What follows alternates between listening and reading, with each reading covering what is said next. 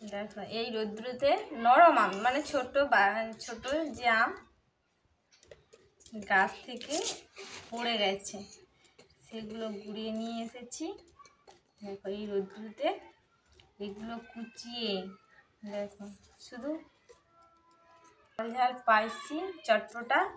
দেখো আমের আচার বানিয়ে খাবো। আমটাকে প্রথমে এরকম সরু সরু করে কেটে নিচ্ছি, পারলে আপনি ব্লেন্ডারে ব্লেন্ড করে নিতে পারেন।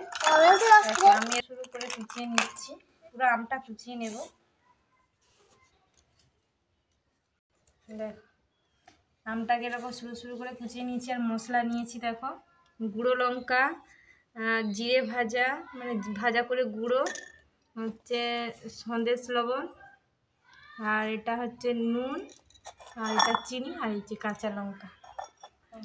এই রৌদ্রুতের মধ্যে মানুষই পেকে যাচ্ছে, তার মধ্যে দেখো নরম আমও পেকে যাচ্ছে।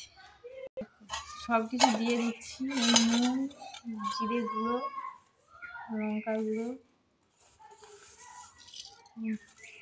চিনি, আর এটা হচ্ছে বিট লবণ, আর এটা হচ্ছে এমনি লবণ। এর মধ্যে দলে নিচ্ছি কাঁচা লঙ্কাটাকে।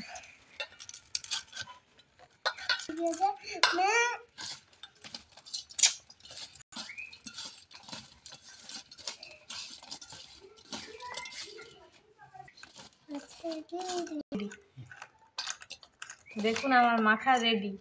এটা আপনি রোদ্রুতে দিয়ে খানিকক্ষণ পরেও খেতে পারেন বা সঙ্গে সঙ্গেও খেতে পারেন। আমি একটা খেয়ে দিচ্ছি।